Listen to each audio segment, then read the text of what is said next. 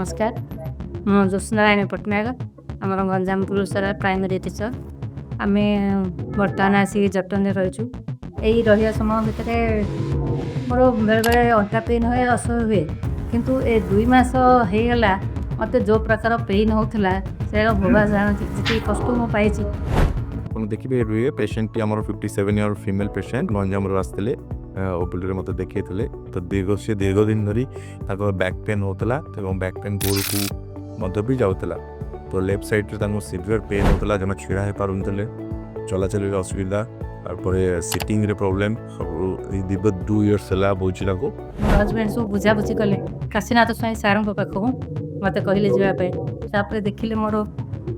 MRI टा से कहले किसी असुविधा नहीं करदे से डिफरेंट डॉक्टर को देखी कनसल्ट कर परामर्श कलापर मेडिसिन नहीं कंजरवेटिव फिजियोथेरापी नहीं रिलीव होना तो वी एडवाइस MRI और एक्सरे और नेसेसरी टेस्ट करते तो L45 L5S1 रे disc prolapse with lumbar canal stenosis जोटा हुए फिलअप करे साइटिका सिम्पटम देखा जाऊला सर्जरी ऑप्शन देइथलु तो से आज ही तो आम मिनिमली इन्वेसिव स्पाइन सर्जरी करथलु जोटा एंडोस्कोपिक बाइपोर्टल एंडोस्कोपिक स्पाइन सर्जरी करछु तापले झियो मु आस्तिलु से संगे संगे सार बेट दे देले दु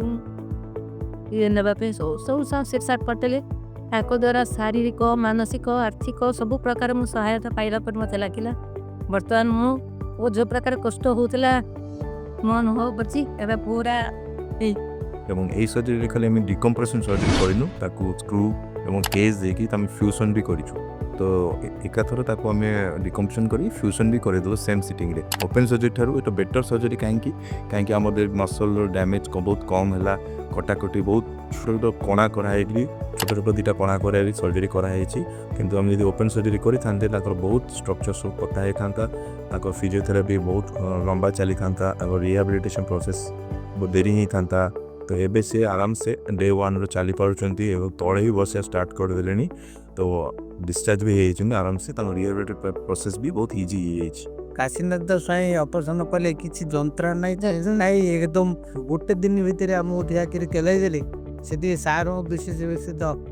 धन्यवाद रोगी बागे बहुत संतोष प्रकाश करती हॉस्पिटल और डाक्टर समस्त सेवा निर्भय जो मानकर ये मेरुदर समस्या है से निर्भय आसिक हॉस्पिटल ये सार सहित परामर्श करी ऑपरेशन करिया उचित मो मत